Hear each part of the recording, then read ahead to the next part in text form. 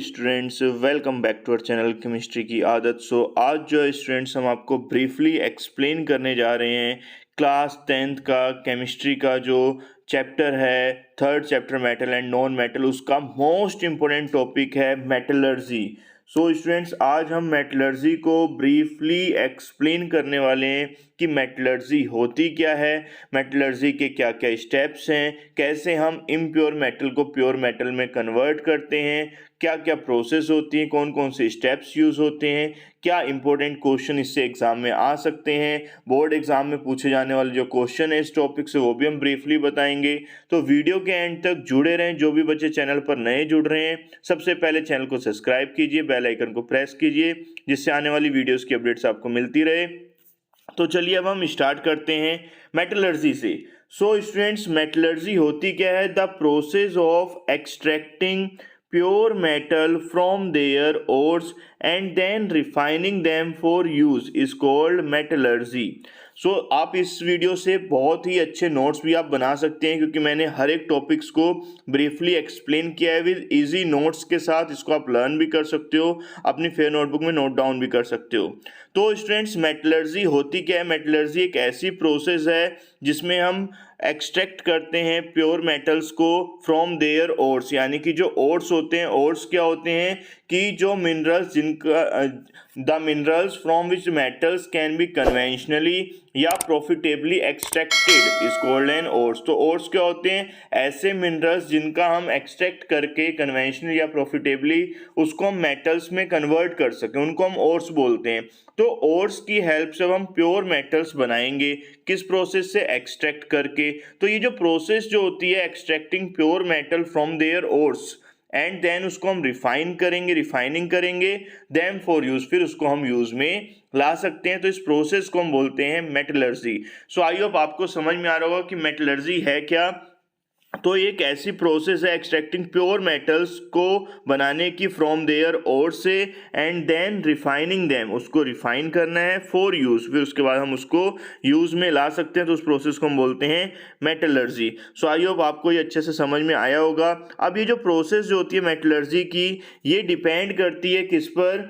जो प्रोसेस जो है मेटलर्जी की, ये डिपेंड करती है नेचर ऑफ ओर्स। ओर्स जो हैं, देखो जितने भी ओर्स होते हैं सभी के सभी मिनरल्स होते हैं, बट सभी मिनरल्स ओर्स नहीं हो सकते, यानी कि all ores are mineral but all minerals are not ores. तो ये जो प्रोसेस जो है मेटलर्जी की, वो डिपेंड करती है कि जो हमारा ओर है उसका नेचर कैसा है। तो नेचर जो है मेटल्स का, नेचर ओर्स का, और जो टाइप्स इम्प्योरिटी की जो उसमें प्रेजेंट है ओर्स में, तो इन सब के नेचर्स पे डिपेंड करती है मेटलर्जी की प्रोसेस। तो metallurgy, the process of metallurgy जो है डिपेंड करता है number 1 nature of the ores, second nature of the metal, and third types of impurities जो प्रेजेंट हैं उसमें। और therefore there is not a single method for the extraction of all metals, यानी कि जितनी भी मेटल्स हैं उनको एक्सट्रैक्ट करके प्योर मेटल बनाने के लिए जो है कोई भी एक सिंगल मेथड नहीं है, उसके लिए पूरी प्रोसेस है, 4-5 स्टेप्स है, इनसे होके गुजरना पड़ता है, तभी जो है वो प्योर मेटल बनती है। स्टूडेंट्स, ये जो प्रोसेस जो है मेटलर्जी की, ये डिपेंड करती है किस पे? नेचर ऑफ द ओर्स पे, second nature of the metal पे, थर्ड टाइप्स ऑफ इम्प्योरिटी पे, और इसका कोई सिंगल मेथड नहीं है ऑल मेटल्स को एक्सट्रैक्ट करने का।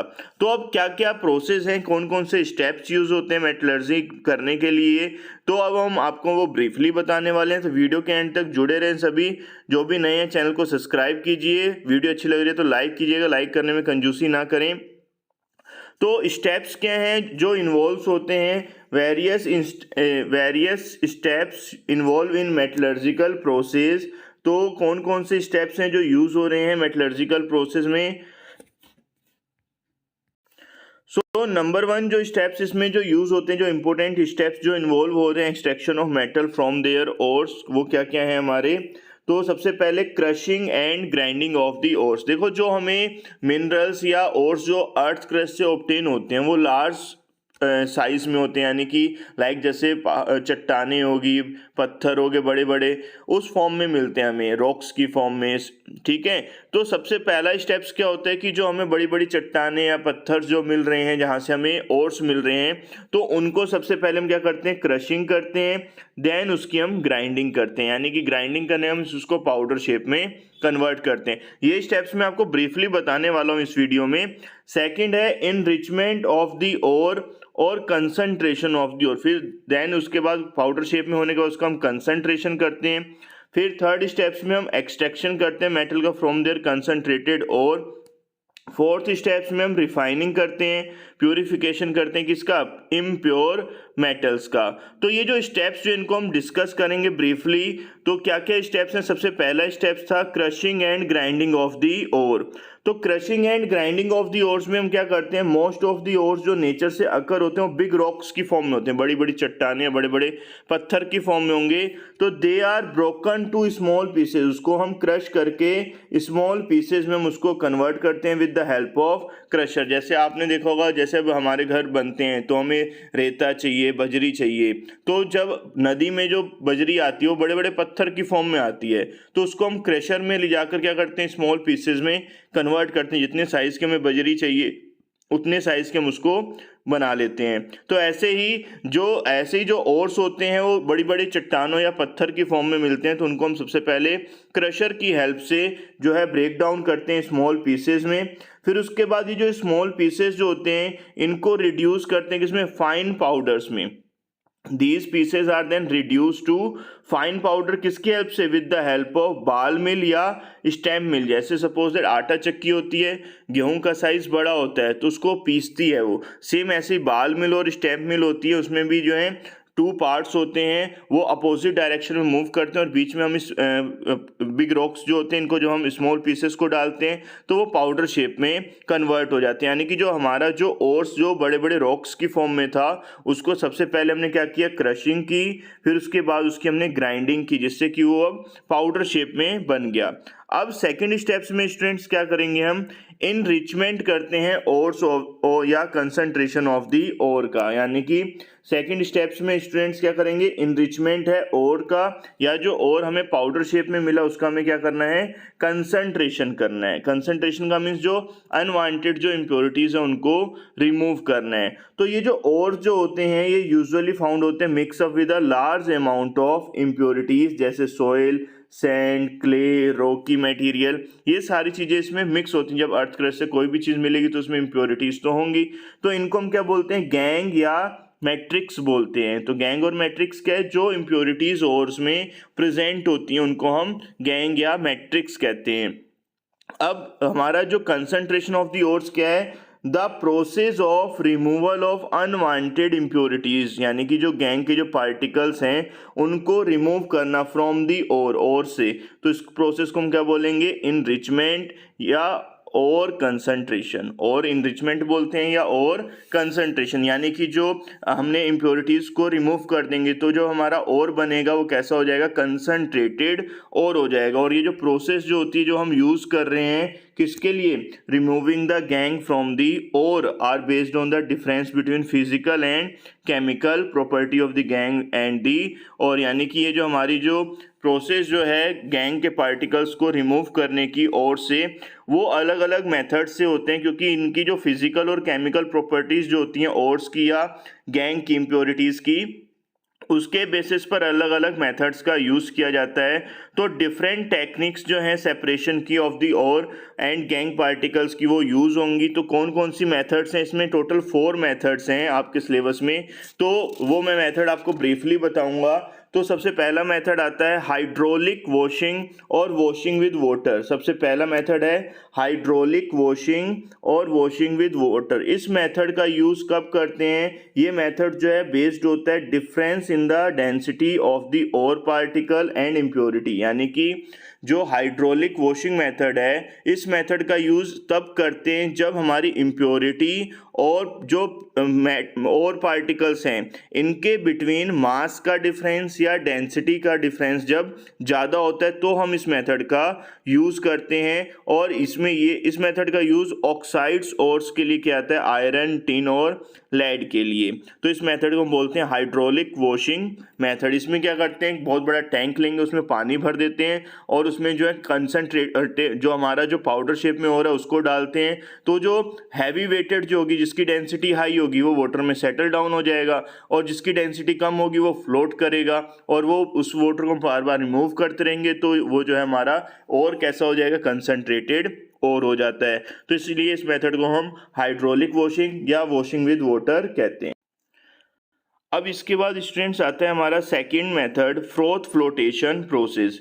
जो फ्रोथ फ्लोटेशन प्रोसेस जो है, इसका यूज़ हम करते हैं difference in the wetting property of the ore gangue या particle with water and oil के लिए। मेन जो है फ्रोथ फ्लोटेशन जो प्रोसेस है, इसका यूज़ उन ओर्स के लिए किया जाता है जिसमें सल्फाइड हो, जैसे कॉपर, जिंक और लेड, में सल्फाइड होते हैं। तो जिसमें सल्फाइड की इम्प्योरिटीज़ प्रेजेंस होती हैं, उसके लिए हम फ्रोथ फ्लोटेशन प्रोसेस का यूज़ करते हैं। इस प्रोसेस में क्या होता है, एक टैंक लेंगे, उसमें हमने वाटर डाल दिया, हमारा जो पाउडर शेप में जो ओर है उसको हमने डाल दिया, और इसमें जो है पाइन ऑयल को ऐड करते हैं और एक्सेस ऑफ एयर पास कराएंगे। तो उससे क्या होगा कि जब वाटर, ओर्स और हमारा जो पाइन ऑयल है, तीनों रिएक्ट करते हैं तो ये फ्रोथ बनाते हैं, और फ्रोथ ऊपर आती रहेगी, उसको हम रिमूव करते रहेंगे, और वो जो फ्रोथ होगी उसमें वो सल्फर होगा, तो सल्फाइड की इम्प्योरिटीज रिमूव हो जाती हैं। थर्ड मेथड आता है students magnetic separation method. Magnetic separation method का यूज़ स्टूडेंट्स हम तब करते हैं जब ओर्स और हमारा जो इम्प्योरिटीज़ हैं, इन दोनों में से कोई एक जो है मैग्नेटिक प्रॉपर्टी शो करते हैं, यानी कि जो मैग्नेटिक प्रॉपर्टी शो कर रहा होगा ओर्स या इम्प्योरिटीज़। तो किसी भी ओर्स में अगर ओर्स या इम्प्योरिटी दोनों में से एक चीज़ अगर मैग्नेटिक प्रॉपर्टी शो कर रही है, तो हम मैग्नेटिक सेपरेशन मेथड का यूज़ करते हैं। तो इसमें इस मेथड का ज़्यादातर यूज़ किया जाता है आयरन के ओर्स के लिए, क्योंकि आयरन हो गया, कोबाल्ट, निकल, ये तीन ऐसे एलिमेंट है जो मैग्नेटिक प्रॉपर्टी शो करते हैं। फोर्थ आता है chemical method. Chemical method students तब यूज़ किया जाता है जब ये तीनों मेथड फेल हो जाते हैं। तीन यानी कि एक ऐसा ओर्स जिसमें ना तो डेंसिटी में डिफरेंस होगा ज़्यादा, ना उसमें सल्फाइड है, ना मैग्नेटिक सेपरेशन शो कर रहा है, तो लास्ट में वो क्या यूज़ करेंगे हम, केमिकल मेथड। ये जो है बेस्ड होता है difference in some chemical properties of the metal और इम्प्योरिटीज़ के बेस पर। इस मेथड का यूज़ किया जाता है स्टूडेंट्स मेनली एल्युमिनियम के लिए। तो एल्युमिनियम का जो ओर होता है बॉक्साइड, वो ऊपर वाले तीनों मेथड से जो है उसका कंसंट्रेशन नहीं हो पाता है, तो हम फिर लास्ट में यूज़ करते हैं केमिकल मेथड। सो स्टूडेंट्स, ये मैंने आपको सेकंड स्टेप बताया है, इनरिचमेंट ऑफ द ओर और कंसंट्रेशन ऑफ द ओर। सो यानी कि ये जब इन 4 मेथड में से एक मेथड हमने अप्लाई कर दिया, अब हमारा जो ओर्स था वो कैसा हो गया, कंसंट्रेटेड हो गया।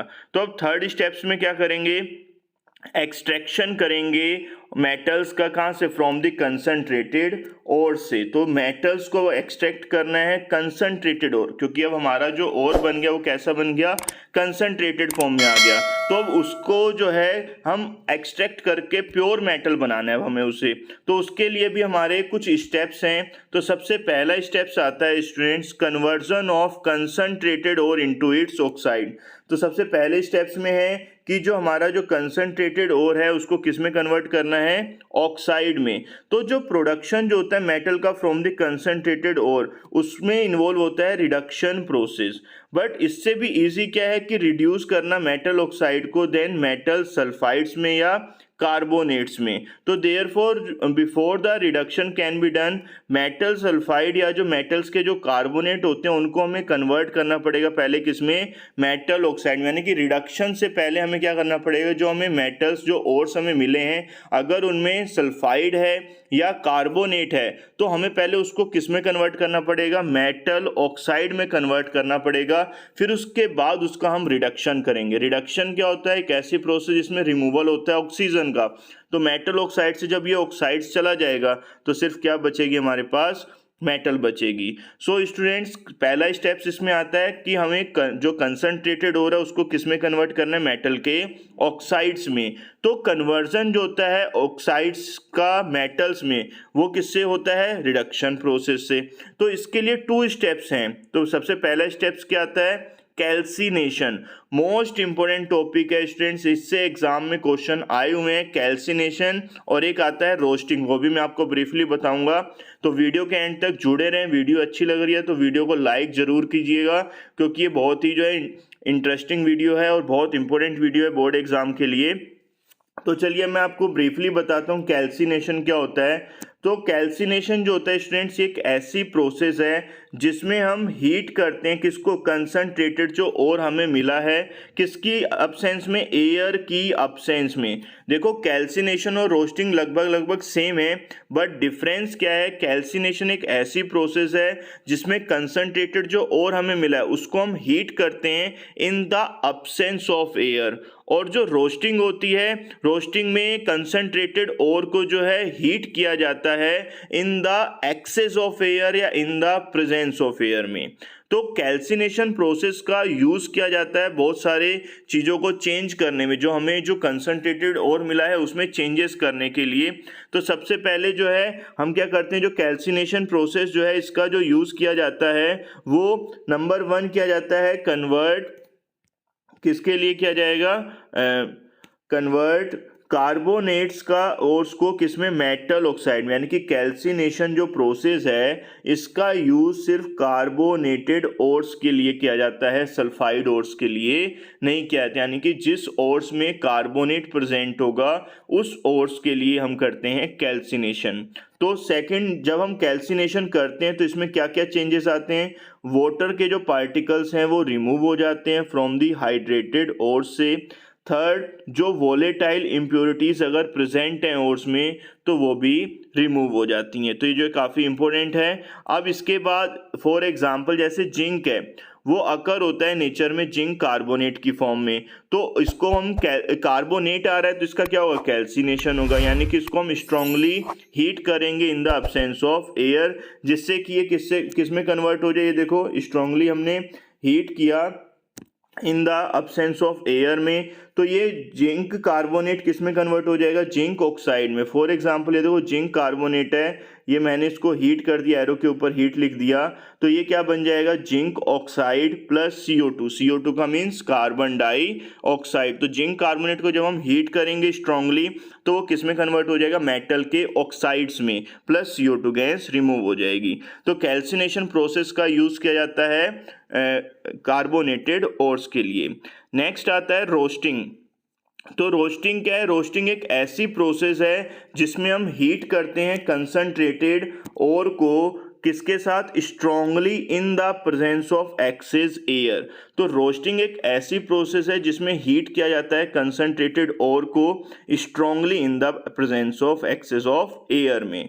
तो इस प्रोसेस का जो यूज़ है स्टूडेंट्स वो किया जाता है sulphide ores of metal oxide के लिए। यानी कि जो सल्फाइड को जो ओर्स हैं जिसमें सल्फाइड की इम्प्योरिटीज़ प्रेजेंट होगी उसके लिए हम रोस्टिंग करते हैं, और जिसमें कार्बोनेट की इम्प्योरिटीज़ प्रेजेंट होगी, यानी कि ओर्स के फॉर्मूले में अगर कार्बोनेट आ रहा है तो उसके लिए हम कैल्सिनेशन करेंगे। तो रोस्टिंग में क्या करते हैं, जो सल्फाइड ओर्स है उसको हम कन्वर्ट करते हैं मेटल ऑक्साइड में। तो इस प्रोसेस में भी जो है काफ़ी चेंजेस आते हैं। जैसे नंबर 1 जो सल्फाइड ओर्स है वो हमारा ऑक्सीडेशन जब हम उसका करेंगे तो वो क्या बनाता है, सल्फाइड ओर्स जो है वो उसका ऑक्सीडेशन होकर वो बना देता है मेटल का ऑक्साइड। सेकंड, जो मॉइस्चर होगा वो रिमूव हो जाएगा। थर्ड, सेम है बिल्कुल, वोलेटाइल इम्प्योरिटीज अगर प्रेजेंट है तो वो क्या हो जाएंगी, रिमूव हो जाएंगी।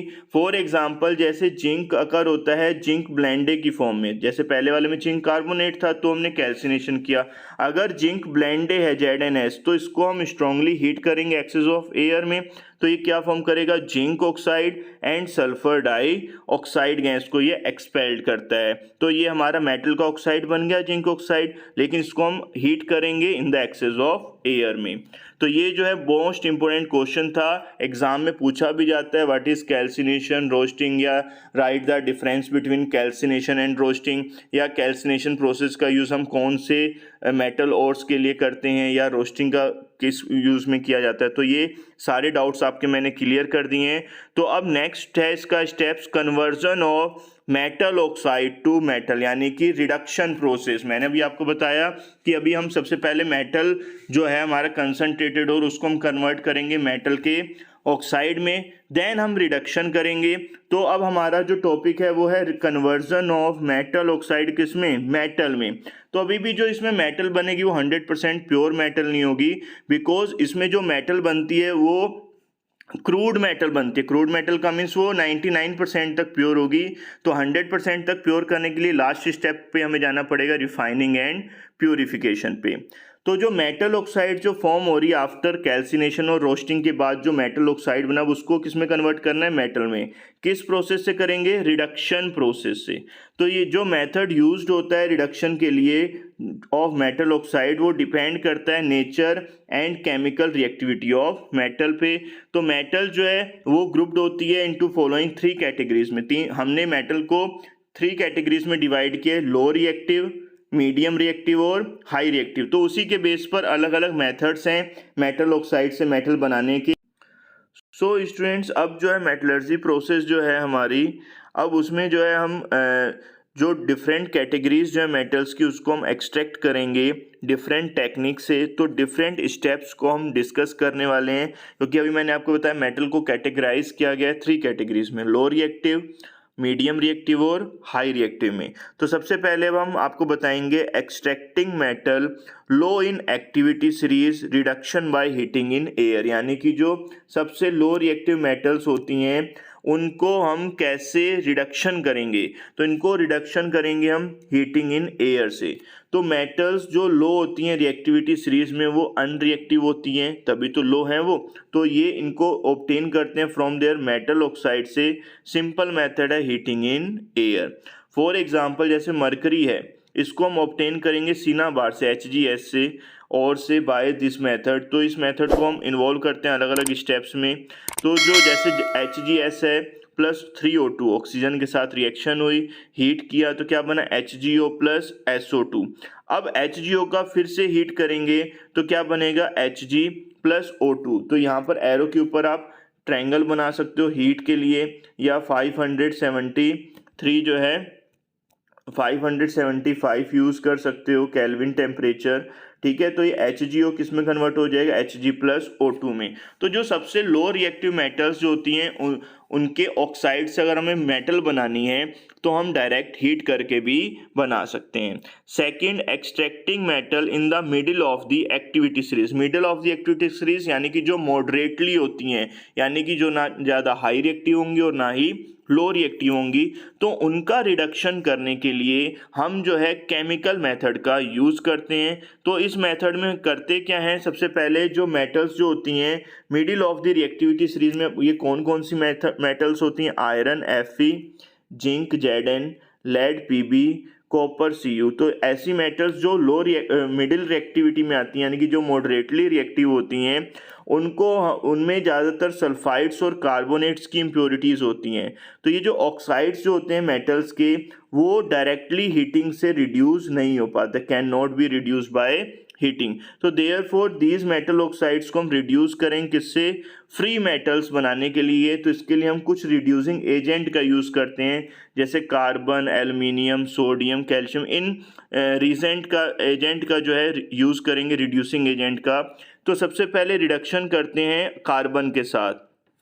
तो जो ऑक्साइड्स जो होते हैं मॉडरेटली रिएक्टिव मेटल्स के, जैसे जिंक, कॉपर, निकल के, इनको हम रिड्यूस कर सकते हैं स्टूडेंट्स कार्बन के साथ, क्योंकि इस प्रोसेस में जो मेटल ऑक्साइड्स जो है वो मिक्स होती है कोक यानी कि कार्बन के साथ, और हीट करते हैं जब हम उसको किस में, एक फर्नेस में। तो कार्बन जो है वो रिड्यूस हो जाती है मेटल ऑक्साइड्स के साथ और क्या बना देती है, फ्री मेटल्स। फॉर एग्जांपल जैसे हमने कोई भी जिंक ऑक्साइड लिया, तो यहाँ पर स्टूडेंट्स थोड़ा सा आप चेंज कर लोगे, ये ड्रिंक हो गया है, तो यहाँ पर आप लिखोगे जिंक ऑक्साइड को जब हम हीट करते हैं कार्बन या जिंक मेटल के साथ तो क्या प्रोड्यूस होगा। तो देखो जैसे ZnO प्लस C क्या बन गया, Zn, जिंक मेटल बन गया प्लस CO। तो मेटल ऑक्साइड से मेटल में कन्वर्ट किया किस प्रोसेस से, रिडक्शन प्रोसेस से। और इसमें हमने क्या यूज़ किया, कार्बन यानी कि कोक का। तो जिंक ऑक्साइड को जब हम कोक के साथ मिक्स करते हैं तो क्या प्रोड्यूस करता है वो, जिंक प्लस CO, और इसमें हीट करेंगे, ऊपर ट्रायंगल का साइन बना दोगे आप। ऐसे ही रिडक्शन किसके साथ कर रहे हैं, एल्युमिनियम मेटल्स के साथ। तो कुछ मेटल ऑक्साइड्स जो होती हैं वो रिड्यूस होती हैं एल्युमिनियम से, तो इस मेथड को हम एल्यूमिनोथर्मी या थर्माइट प्रोसेस भी बोलते हैं। तो ज़्यादातर जो थर्माइट प्रोसेस है ये chromium metal, manganese metal, titanium, vanadium, इन मेटल्स के लिए जो है यूज़ किया जाता है। तो chromium, manganese, titanium, vanadium metals को ऑब्टेन करते हैं हम रिडक्शन प्रोसेस से। अब इसमें हम रिडक्शन किसके साथ कर रहे हैं, एल्युमिनियम के साथ करेंगे, एल्युमिनियम पाउडर के साथ। फॉर एग्जांपल जैसे मैंने मैग्नीज ऑक्साइड लिया MnO2, इसमें एल्युमिनियम पाउडर को मिक्स किया और हीट किया, सब में हीट भी करना है, तो क्या बन गया, देखो मैग्नीज मेटल बन गया प्लस एल्युमिनियम ऑक्साइड बन गया। तो ये इस प्रोसेस का यूज़ जो है हम करते हैं मिडिल रिएक्टिव मेटल्स के लिए। तो अब एक्सट्रैक्शन करना है हमें, थर्ड बचता है हमारा हाई रिएक्टिव मेटल्स का। तो जो मेटल्स हाई अप होती हैं एक्टिविटी सीरीज में, उनका अब हमें रिडक्शन करना है। तो उनका रिडक्शन करने के लिए सबसे बेस्ट मेथड होता है स्टूडेंट्स इलेक्ट्रोलाइसिस मेथड। तो इलेक्ट्रोलाइसिस मेथड है क्या, इसको हम इलेक्ट्रोमेटलर्जी भी बोलते हैं। तो इलेक्ट्रोलाइटिक जो हमारा रिडक्शन है, इसमें हम क्या करते हैं, जो ऑक्साइड्स होते हैं एक्टिव मेटल्स के, जो हाई अप एक्टिविटी सीरीज में आते हैं, वो बहुत ही ज़्यादा स्टेबल होते हैं, यानी कि उनको हम स्ट्रांगली हीट से या कार्बन एल्युमिनियम से उनको हम रिड्यूस नहीं कर सकते। तो these metals are commonly extracted by the electrolysis. तो इन मेटल्स को हम किससे रिड्यूस करेंगे, इलेक्ट्रोलाइसिस से करते हैं of their fuse salt using suitable electrolysis. ठीक है, तो this is called electrolytic refining reduction. तो इस मेथड को हम क्या बोलेंगे, इलेक्ट्रोलाइटिक रिफाइनिंग या इलेक्ट्रोलाइटिक रिडक्शन। तो अब मेन डेफिनेशन क्या आएगी इलेक्ट्रोलाइटिक रिडक्शन की या इलेक्ट्रोमेटलर्जी की, the process of extraction of metals by electrolysis process is called electrometallurgy. तो इलेक्ट्रोमेटलर्जी क्या है, जो प्रोसेस हम यूज कर रहे हैं मेटल्स का एक्सट्रैक्शन करने के लिए इलेक्ट्रोलाइसिस प्रोसेस से, उसी को हम बोलते हैं इलेक्ट्रोमेटलर्जी। फॉर एग्जांपल सबसे हाई रिएक्टिव मेटल्स हमारी कौन सी होती हैं, सोडियम एंड पोटेशियम, सिंबल होगा इसका Na, इसका K। तो सोडियम और पोटेशियम मेटल्स को प्रिपेयर करते हैं हम इलेक्ट्रोलाइटिक रिडक्शन से in their molten metal chloride के साथ।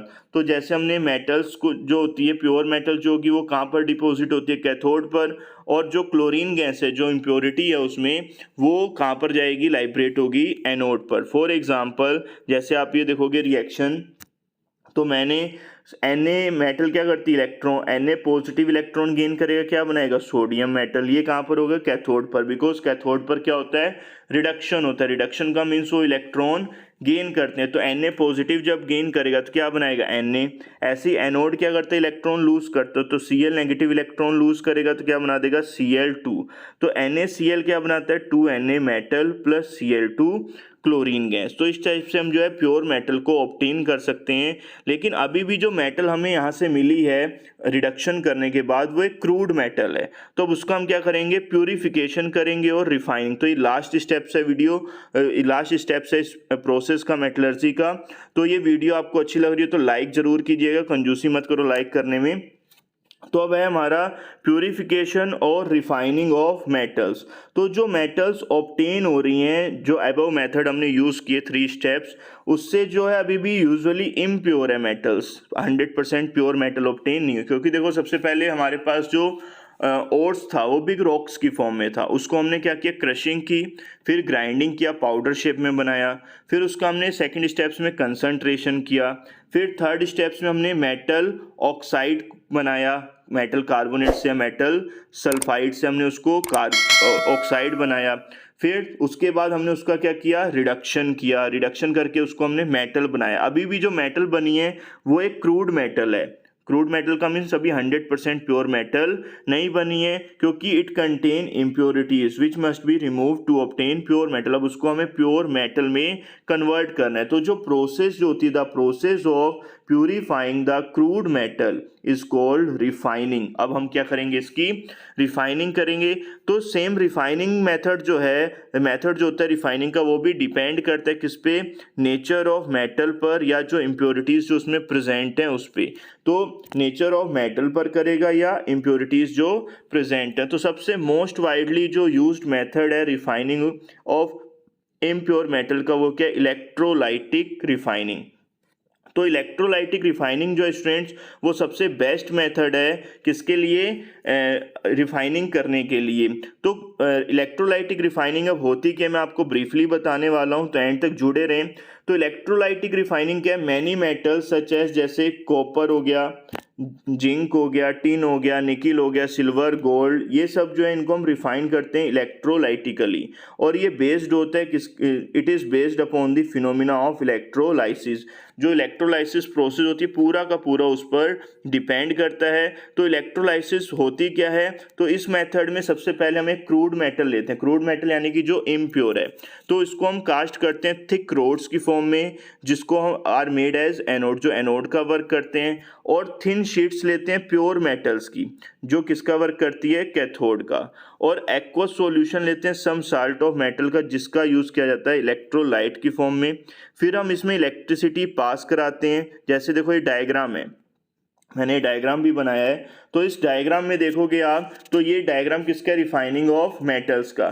तो इसमें देखो 2 टाइप्स की मेटल्स के रोड लगाए गए हैं, एक मेटल की रोड ये है, एक मेटल की रोड ये है। तो इसमें आप देखोगे ये जो मेटल की रोड है ये इम्प्योर कार्बन है, यानी कि ये एनोड का वर्क कर रहा है, लिखा भी हुआ है, क्योंकि ये हमारे जो इलेक्ट्रोलाइसिस होती है उसमें 2 इलेक्ट्रोड्स का यूज़ करते हैं, 2 मेटल्स की रोड्स का।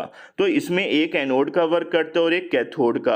अब जो प्योर मेटल जो ऑब्टेन होती है वो हमारी कैथोड पर होती है, तो इसलिए प्योर मेटल्स के जो इलेक्ट्रोड्स होते हैं उनको हम क्या बोलते हैं, कैथोड। तो ये जो है प्योर मेटल्स के हैं और ये इम्प्योर मेटल्स के हैं। तो जैसे ही हम इसमें इलेक्ट्रिसिटी पास आउट करवाते हैं, जैसे करंट पास आउट होती है, तो प्योर मेटल्स जो होती है वो एनोड से डिसॉल्व होती है किसमें, इलेक्ट्रोलाइट्स में, और कहाँ पर पहुँचती है, वो सीधा का सीधा कैथोड पर पहुँचती है। और जो इम्प्योरिटीज़ जो होगी इलेक्ट्रोलाइट्स में वो कहाँ पर जाएगी, एनोड्स पर। तो एनोड्स पर जो इम्प्योरिटीज़ कलेक्ट हो रही है उसको हम बोलते हैं एनोड मड, यानी कि जो soluble impurities go in the solution, whereas insoluble जो इम्प्योरिटीज़ जो होती हैं वो सेटल डाउन हो जाती हैं कहाँ पर, बॉटम ऑफ द एनोड। ये देखो ये एनोड के बॉटम में क्या हो रही हैं, कलेक्ट हो रही हैं इम्प्योरिटीज़, तो इनको हम बोलते हैं एनोड मड। जिसको हम क्या बोलेंगे, एनोड मड। एनोड मड इसका नेम है, जो इम्प्योरिटीज़ कलेक्ट हो रही हैं एनोड के नीचे बॉटम में। और जो प्योर मेटल होती है वो कहाँ पर मिलती है हमें, कैथोड पर।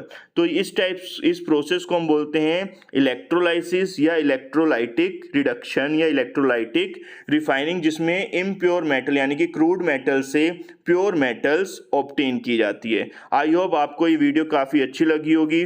थोड़ी लेंथी है वीडियो, बट ये है कि हर एक टॉपिक को हमने इसमें मेटलर्जी के कवर किया है। तो इस वीडियो को ज़्यादा से ज़्यादा शेयर कीजिएगा, और वीडियो अच्छी लग रही हो तो लाइक कीजिएगा, कमेंट करके बताइएगा वीडियो आपको कैसी लगी। और हमारे चैनल पर नए जुड़े हैं तो प्लीज़ चैनल को सब्सक्राइब भी कर लीजिएगा।